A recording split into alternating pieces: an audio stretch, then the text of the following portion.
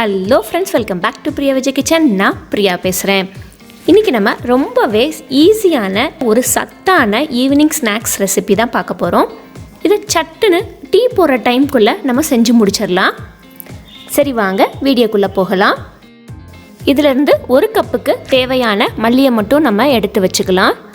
நல்லா சுத்தம் செஞ்சு ரஃப்பாக சாப் பண்ணால் போதும்.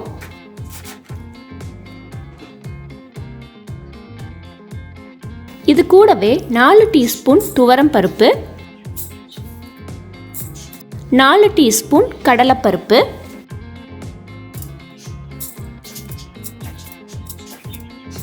தண்ணியில் கழுவிட்டு ஒரு 10 நிமிஷம் ஊற வச்சா போதும்.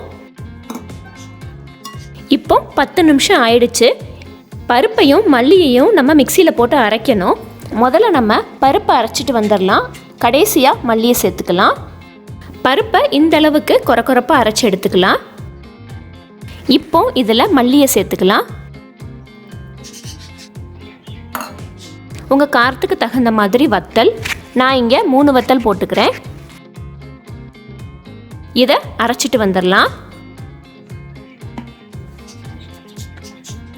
இதுக்கு தேவையான அளவு உப்பு, கொஞ்சமாக பெருங்காயத்தூள், நல்லா ஒன்று போல் கலந்து விட்டுக்கலாம். சின்ன சின்ன உருண்டையாக்கி அதிலிருந்து நம்ம வடைக்கு தட்டுற மாதிரி தட்டி வச்சுக்கலாம்.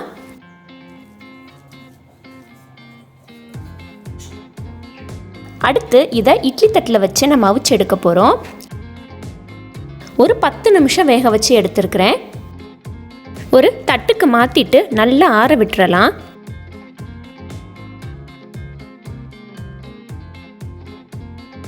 நல்லா ஆறின உடனே உதுத்து விட்டுக்கலாம்.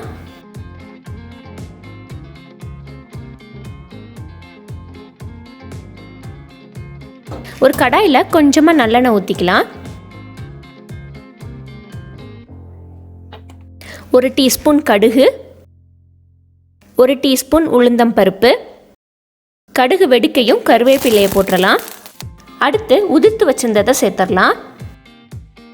ஒரு பெரட்டு இறக்கினா ரெடி.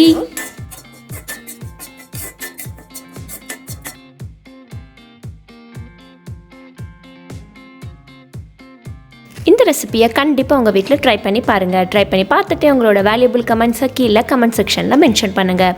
இன்னும் பிரியா விஜய் கிச்சனை நீங்கள் இன்னும் சப்ஸ்கிரைப் பண்ணலைன்னா மறக்காமல் சப்ஸ்கிரைப் பண்ணிக்கோங்க. தேங்க்யூ. தேங்க்ஸ் ஃபார் வாட்சிங்.